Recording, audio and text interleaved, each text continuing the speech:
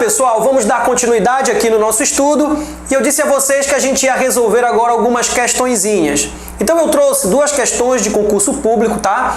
Pra gente já verificar mais ou menos os assuntos que a gente tem abordado até aqui sobre licitação. A primeira questão é do ano de 2017, tá, gente? Foi lá na Câmara Municipal de Araraquara para agente administrativo. E a questão versa sobre princípios da licitação que a gente conversou no nosso primeiro bloco. E aí, meus amigos, a questão diz exatamente o seguinte: relativo ao tema dos princípios da licitação, assinale a alternativa que possui estrita correlação com o princípio da vinculação ao instrumento convocatório. Alô, nenê, você viu comigo aqui o princípio da vinculação ao instrumento convocatório. A gente conversou que por esse princípio, a administração pública, ao publicar o edital, ela faz com que todos os licitantes, todos aqueles que vão participar do procedimento licitatório, estejam vinculados ao instrumento, a todas as regras contidas nele.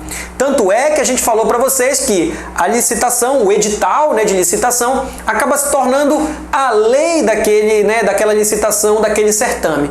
Então essa é a ideia do princípio do instrumento, da vinculação ao instrumento convocatório. Vamos ver como é que foram as alternativas, para a gente ver se a gente consegue marcar a correta? Lá na alternativa A, dizia o seguinte: por esse princípio, ao administrador é dada a tarefa de zelar pelos interesses da coletividade. Assim, esse gerenciador não pode dispor daqueles interesses em detrimento da proteção ou dos particulares.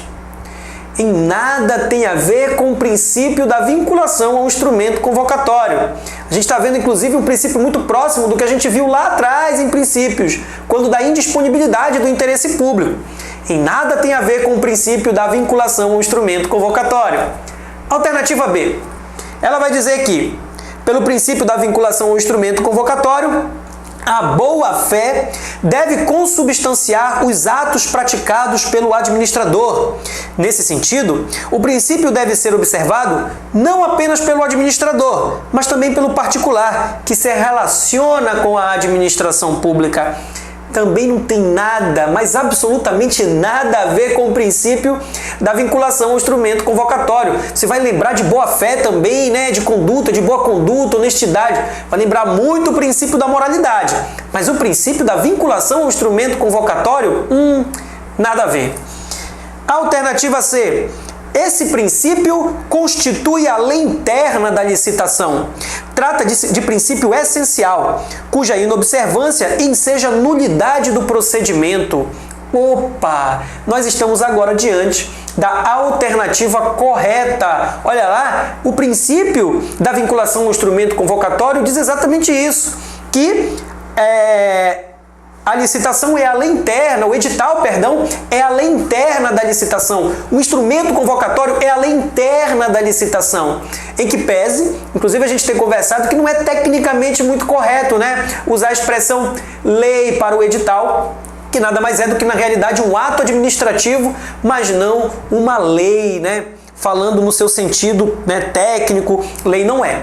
Mas como a gente usa isso, como essa expressão é muito usada nas doutrinas, e por aí vai, o examinador acabou aqui, a banca, trazendo essa expressão, está correto, alternativa C.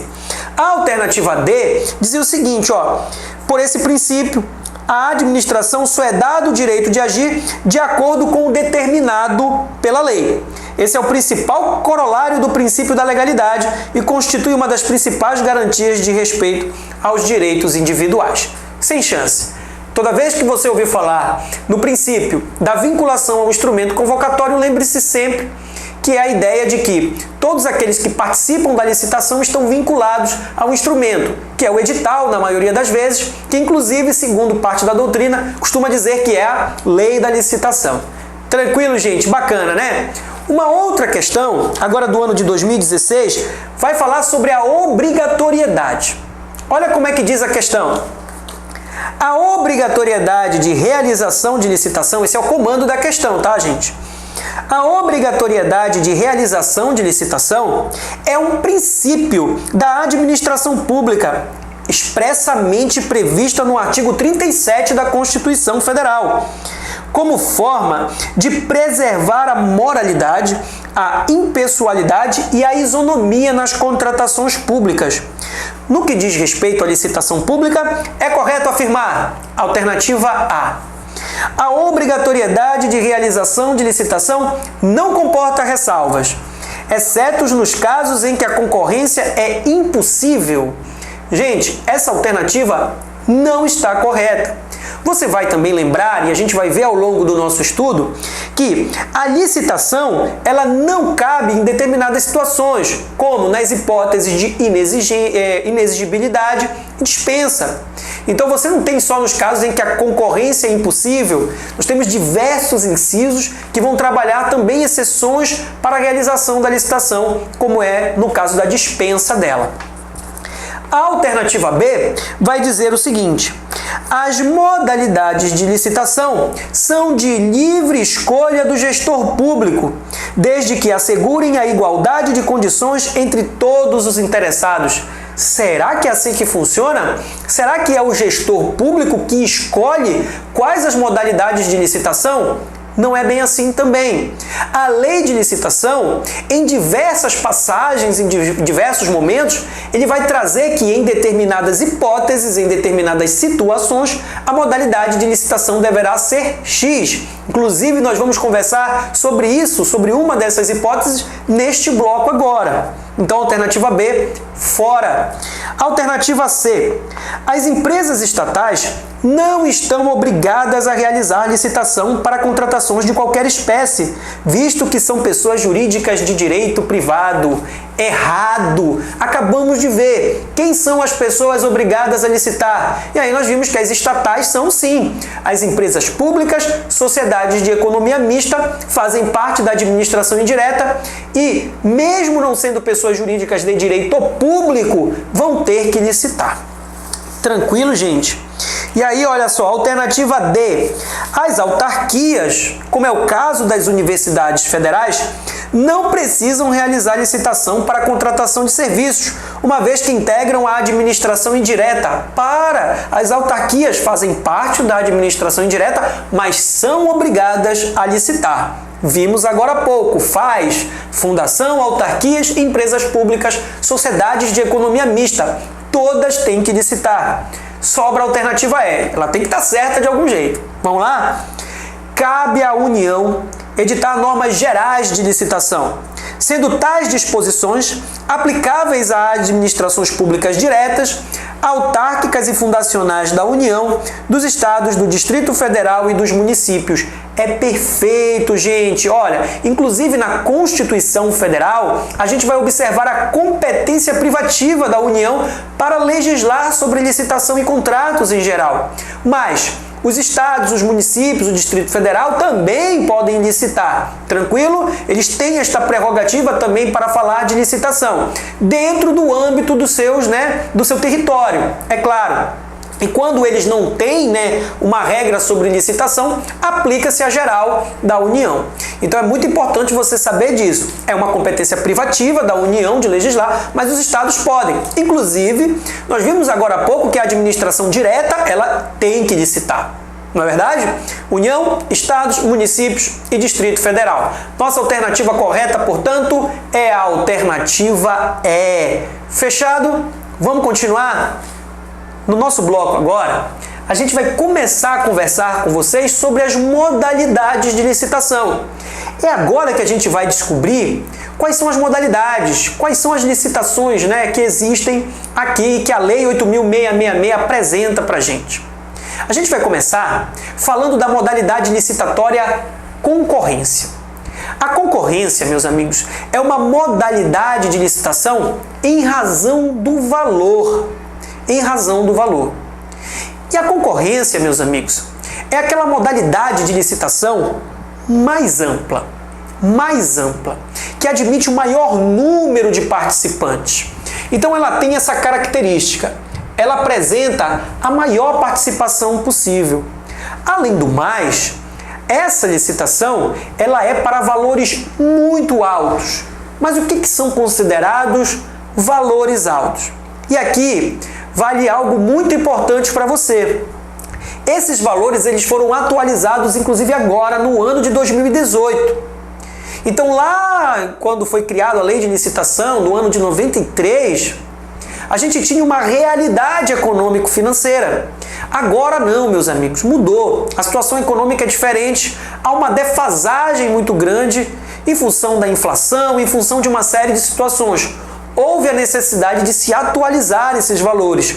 E é importante que você estude com base nesses valores atualizados, para você não chegar na hora da prova e marcar, a alternativa incorreta.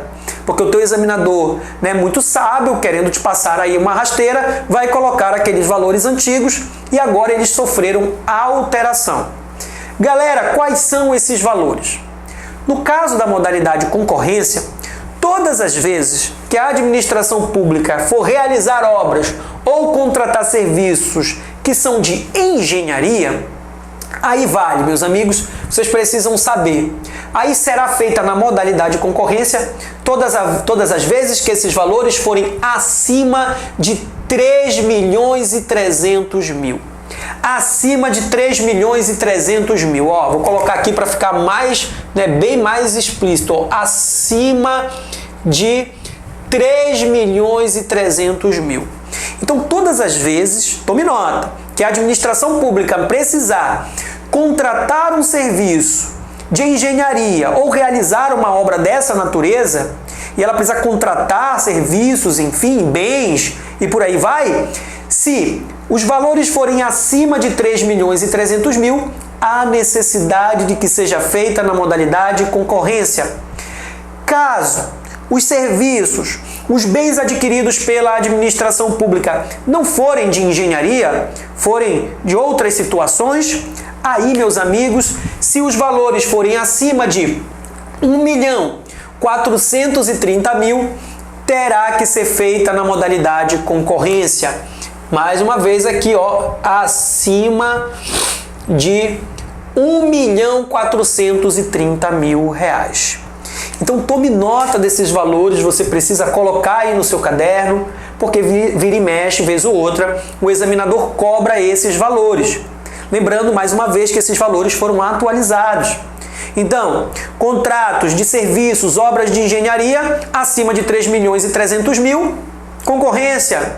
Se for bens e serviços que não de engenharia, aí se forem acima de 1.430.000, concorrência. Bacana, gente. Tranquilo. Só que tem um detalhe. A lei de licitação, ela traz algumas exceções. Ela vai dizer pra gente que em determinadas situações tem que ser feito concorrência de qualquer jeito, independente do valor.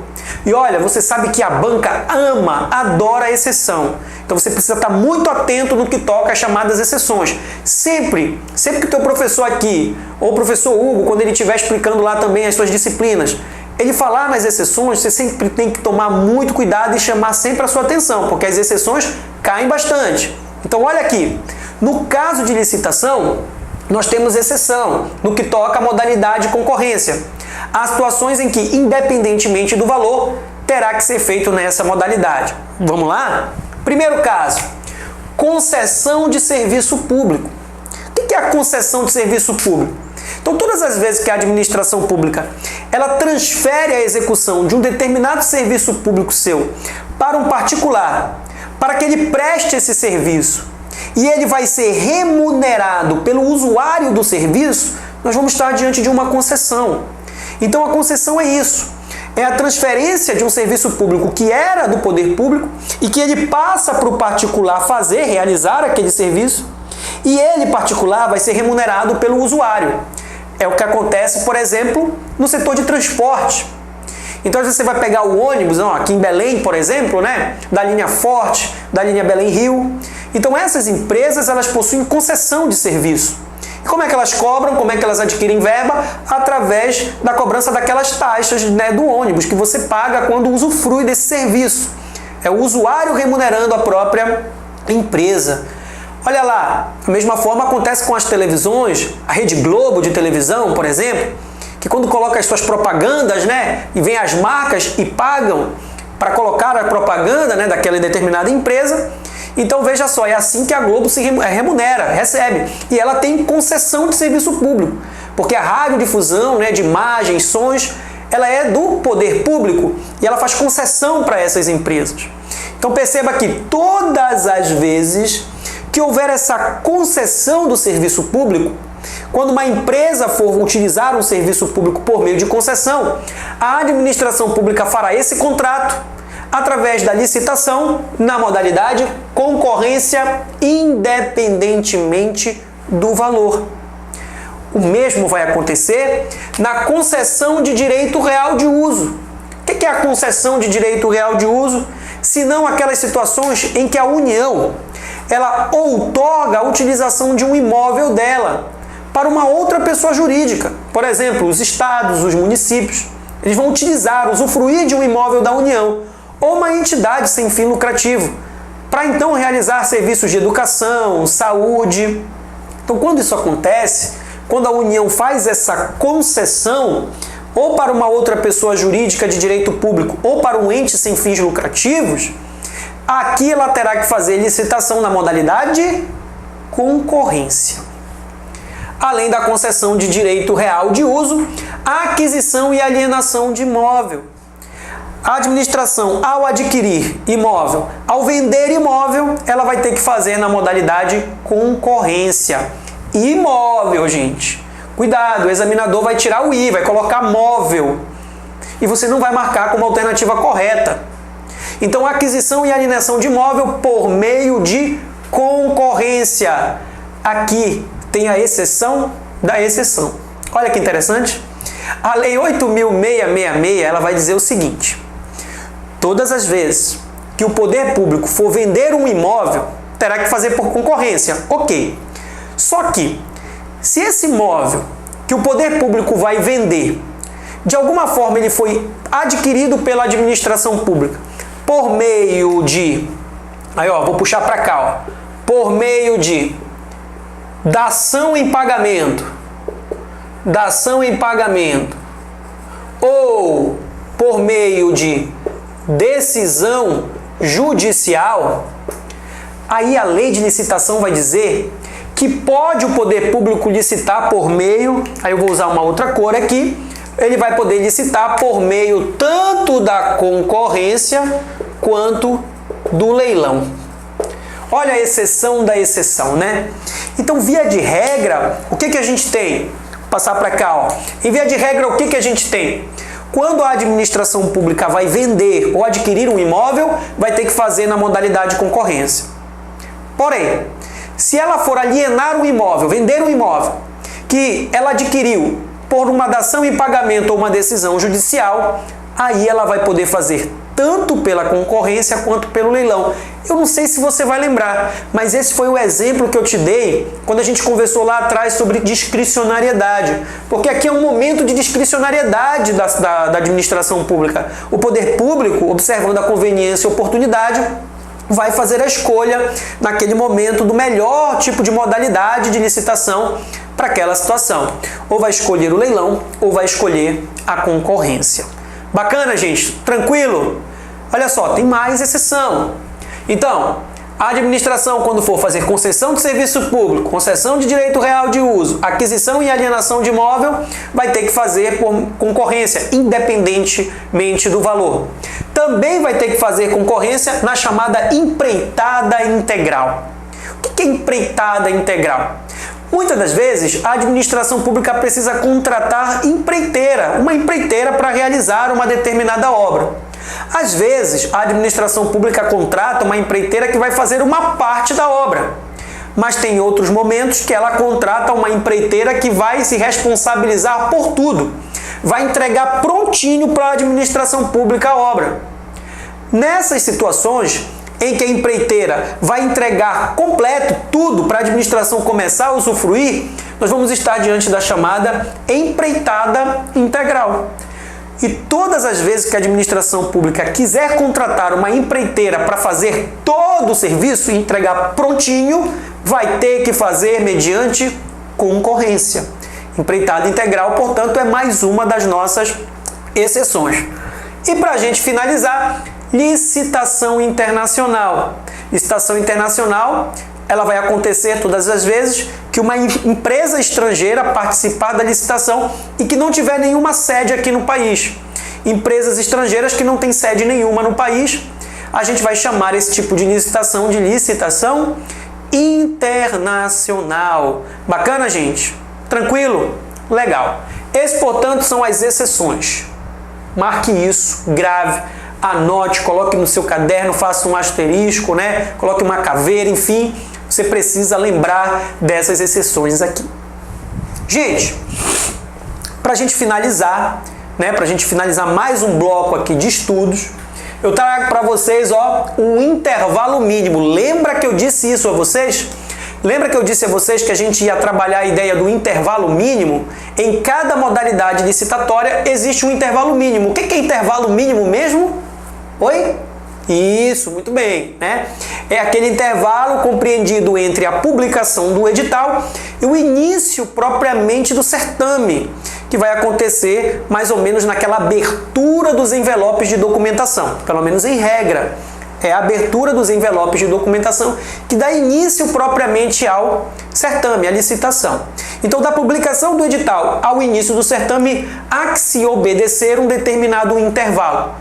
Na concorrência, esse intervalo funciona da seguinte forma: se o tipo de licitação escolhido for melhor técnica ou técnica e preço, o intervalo mínimo será de 45 dias.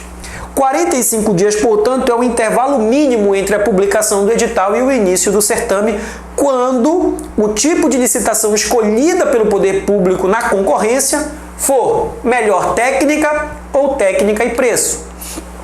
E nos demais casos? Nos demais casos, vai ser, então, 30 dias. 30 dias. Agora, se for empreitada integral, lembra da empreitada integral? Empreitada integral é quando uma empreiteira realiza todas as fases da obra e entrega prontinha para a administração. Você sabe que tem que ser feita na modalidade de concorrência. Todas as vezes que esse for o tipo, que todas as vezes em que for essa contratação, empreitada integral, há que se respeitar o intervalo mínimo que consta na lei de licitação. É o prazo de 45 dias. Então, na empreitada integral, 45 dias também é o intervalo mínimo a ser obedecido. Tomou nota? Anotou no seu caderno? Perfeito! Mais um bloco finalizado. Na sequência, a gente já vai conversar com vocês sobre as outras modalidades licitatórias. Daí a gente vai entrar em tomada de preço, convite, vai falar um pouquinho aí do concurso, vai falar do leilão, do pregão. A gente vai finalizar as modalidades licitatórias. Daí a gente vai conversar sobre o procedimento licitatório propriamente dito de algumas dessas modalidades. Tá bom, gente? Aí a gente fecha com chave de ouro licitação, mas não esquecendo dos nossos exercícios que nós vamos fazendo aí ao longo. Então continue aqui conosco, tá legal? Daí a gente vai dando sequência.